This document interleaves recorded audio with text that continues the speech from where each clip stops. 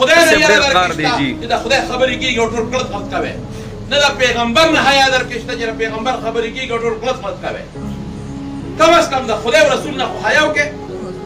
جنازې له چې رالی په اطمینان کښېنه چې جنازې ته څومره تاسو دلته انتظار کوئ دومره خدای اجر درکوي خو د خدای رضا ستاسو نیت کې نشته د خدای رضا که ستاسو نیت کې وی تاسو به غلی ناست وئ تاسو به په زړه کې د دې مقبرې نه یو عبرت وړی تاسو مقصد صرف غم خادي د دې ماله راغلی زه به تاله راځم د خدای خاطر وکړئ اکثر عموما په دې جنازو کې دا خبرې اترې کېږي که چې مولانا صاحب لګی او ګیر چاپېره خلک ګوره ګپې شپ وته یي که نه ګوره نبي علیه صلات وسلام فرمایي و جنازو له ډېر ځئ جنازو له او ودونو له مه ځئ ځکه ودونه به تاسو ته د دنیا هغه مینه محبت زړه کې پیدا کوي او کم چې جنازې دي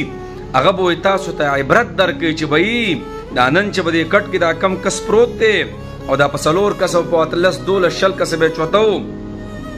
سبا زما هم دغه شان به زه پروت یم او په دې کټ کې به ما چوتې نو خیال یې مسې کړی ګوره هغه ځای کې مولانا صاحب خبرې کوي او دغه ځای کې خلک کړتې کړي څوک یو ځای کې خبرې کوي څوک بل ځای کې خبرې کوي مړه د الله بندګانو په دې ټایم کې ما او تاسو وایو زه په دې دنیا کې شیخ صاحب ما په لومړي ځل باندې ډېر په عجیبه غصه باندې سړی غصه شي چې لکه تاسو به په جنازې ته تاسو راغلي تاسو دلته مې عبرت نه حاصلوئ دا مړی تاسو ته پروت دی دې باره کې اسلام څه وایي چې په دې کې زما استاده دا ذهن دې طرف ته راوړي نه که نو په کم ځای کې به راوړو تاسو راته ووایه په ودونو کې به راواوړي او په روزګارونو کې به راواوړي د دنیا په ماحولونو کې به زما استاد ذهن راواوړي چې مونږ ته یو میت یو مړی پروت دی یو عجیبه سبق آموز یو زنده زمونږ په شان یو کس دی او هغه نن مونږ ته مړی پروت دی او په هغې باندې مولانا صاحب خبره کوي او هغې ته موته تیار نه یو مړ او سیټ ته ناست شو ګوره جنازې ته انتظار کول دا هم ثواب دی دا نه چې بس سیټ ته خیال لیکړی یو ځای کې خبرې کوي بل ځای کې خبرې کوي او مولانا صاحب بس الله دې د دې علماو په زندګو باندې رحم وکړي هر ټایم زما استاد لپاره قسم دی وعظ او نصیحت کوي هر ټایم زما استاد لپاره هر ځای کې جنازه کې دوی کوي مقبرو کې دوی کوي په درېیمو دوی کوي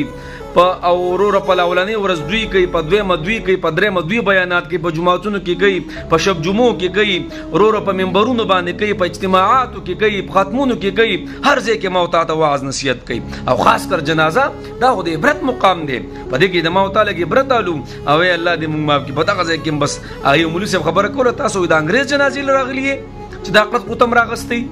جناب هر ځای کې چې داسې خبرې ګوره دا مجلسونه د فرشتو مجلسونه کوم ځای کې د الله او د الله د رسول خبره کېږي هغه ځای ته ورځئ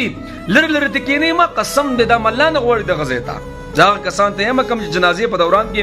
یو سپې لار لاندې او د بل ځای کې او د بل ځای کې او مولانا صاحب ښایسته دیره چاپېره کړي دغه د فرشتو مجلس دی دغې له ما ورته الله نه غواړي دا الله نه غواړي چې دغه فرشتو مجلس کې ما ورته شریک شو ګیر چاپېره فرشتې دي تر د اسمانه پورې رسي او په دې کې ما ورته شریک نه شو که نه بسې الله دې موږ معاف کړي نو غرض مې دا دی هر ځای کې جنازې مولانا صاحب ودرېږي نو ورځئ هغه مجلس کې کښېنئ درود شریف ته پکې د الله خبره ده پکې دغه مجلسونو فرشتې ګیرئ تر اسمانه پورې رسي او دغه مجلس چې ختم شي دعا وشي نو فرشتې وایي ستاسو ګناهونه په دعا په نیکو باندې بدل شو او الله دې سره د علم تپوس کوي چېرته تللي وایي دغه شامپلاني ځای کې ستا خلک راټول شوي او ستا حمد او ثنا بیانوله څه یې غوښتل جنت یې غوښتو او څه نه پناه غوښته جهنم نه وایي تاسو ګواه شئ ما وله ورکو نو غرض مې دا دی جناب په داسې مجلسونو کې نه دی داسې د علماو مجلسونو ته ورځو د لر نه ما ورته سیکاره نه کوو چې په 9 بجې جمع ده او 10 منټه کم نه هر یو مولانا صاحب لګیا دی او کله یو ځای کې به ګورو کله بل ځای کې ګورو او کله جنازه ودرېږي دغه مجلس نه ما ورته ځان محرومه کړو او راشو په هغه ځای کې ودرېږو مړه ما ورته به نور کمې کاپرې پونډې کړو دنیا خبرې خو ما ورته له زړه وچو زړه بس الله دې موږ معاف کړي